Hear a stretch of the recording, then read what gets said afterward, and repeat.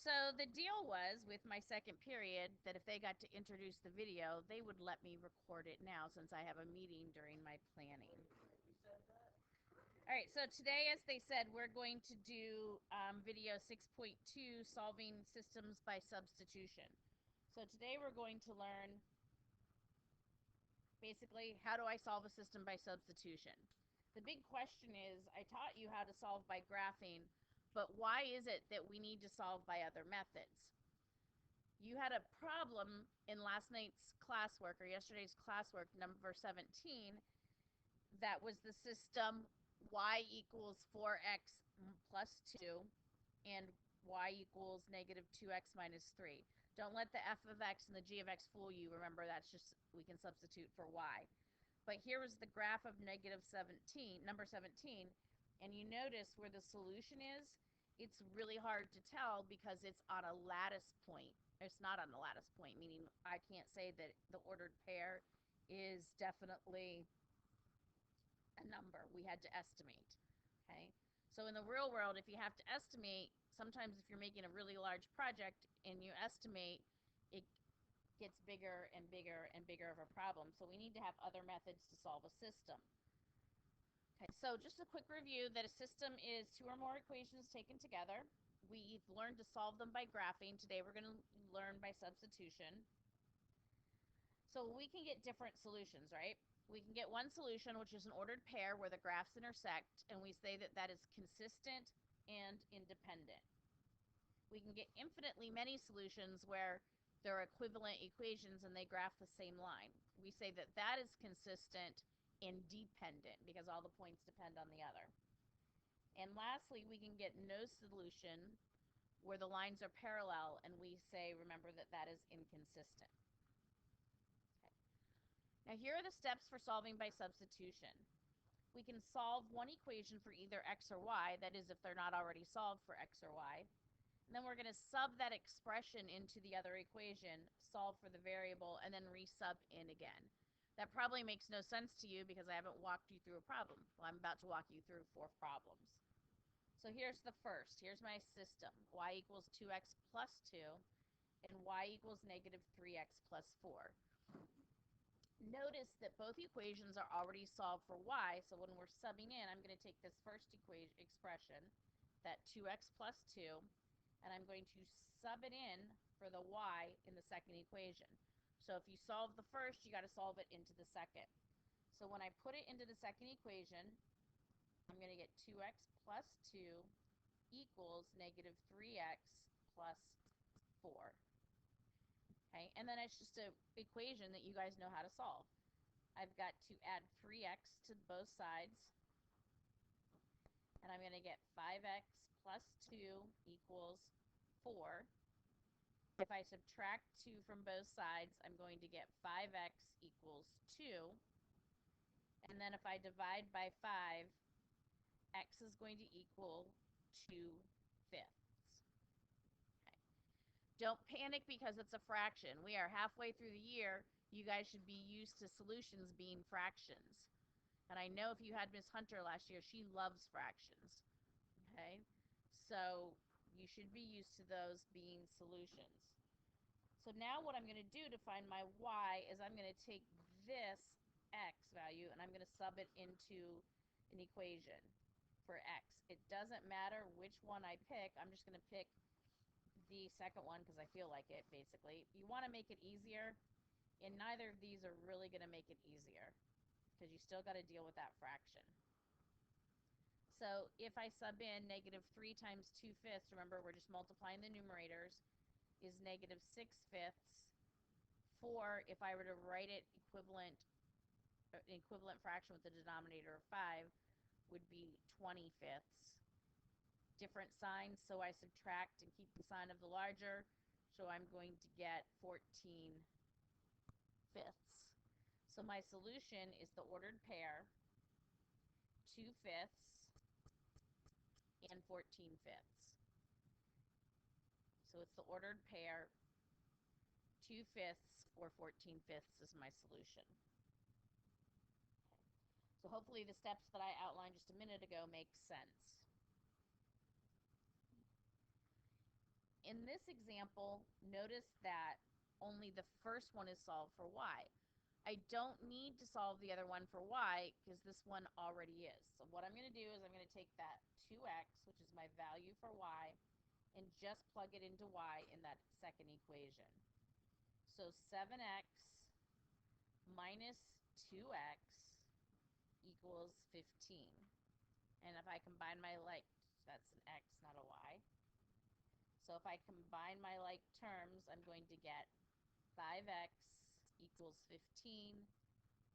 If I divide by 5, x equals 3. And this one is a little easier. Okay. So now that I have my value for x, I can put it into either equation for y. Well, I want it to be the easiest one. And here, the easiest one is going to be the first equation. So I'm going to sub that into my first equation. So y equals 2 times 3, which is 6. Okay, so my solution is 3, 6. So we're going to get really good at practice with the distributive property when we use this method. Okay. Notice here that neither of them are solved for a variable. You want to pick the easiest one because this y doesn't have a coefficient. That's the equation that's going to be easier to solve for a variable. Doesn't matter if it's x or y, pick the easiest one. So all I have to do to solve this equation for y is add 2x to both sides. So I'm going to get y equals 2x minus 1. And you guys should be pretty good at that after our last couple units.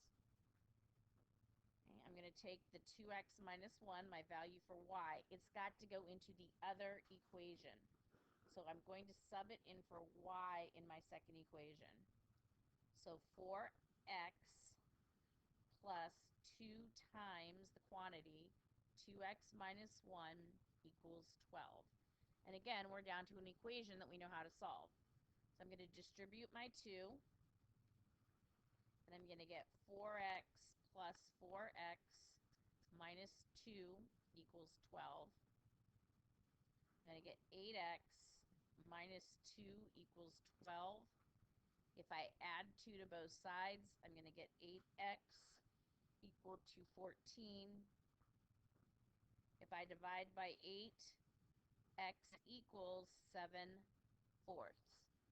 So both the 14 and the 8 can be divided by 2, so we reduce to 7/4. And then I want to put it into the easier equation to solve.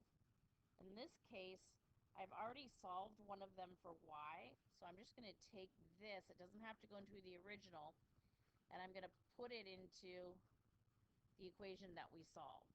So lots of substitution going on in this one. So y equals 2x minus 1 is what I'm going to use. We said x was 7/4 minus 1.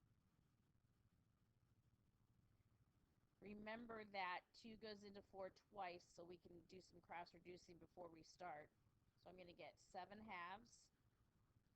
and 1/2 is written as 2/2.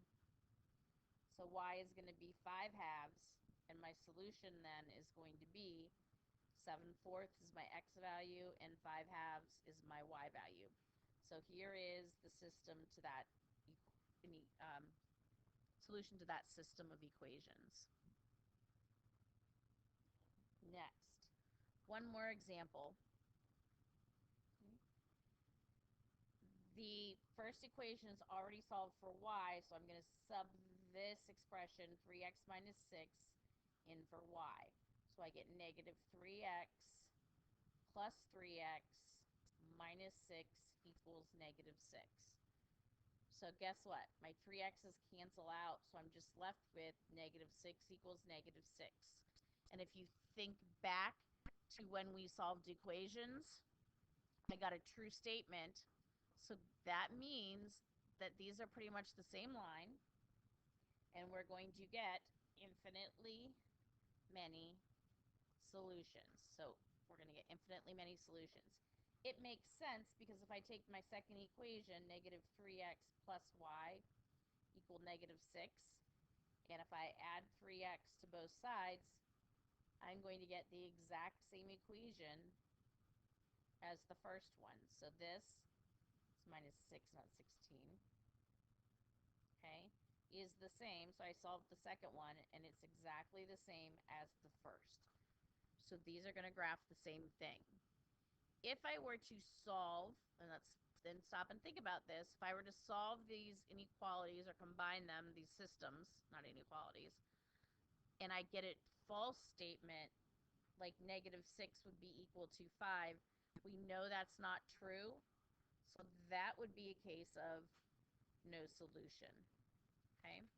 So those lines would be parallel. So when we solve it algebraically, okay, if I get a true statement, we have infinitely many solutions. If I have a false statement, it is no solution. The lines are parallel. So when we solve by substitution, we're going to solve one equation for either x or y. We're going to sub that into the other. We're going to solve for that variable using the one that we subbed into. And then we're going to take that answer and sub it back into any of the equations to find the other value. So hopefully today you learned how to solve a system by substitution, and hopefully this video was a little louder. Have a great day, and I will see you in class. Say goodbye, class. Bye.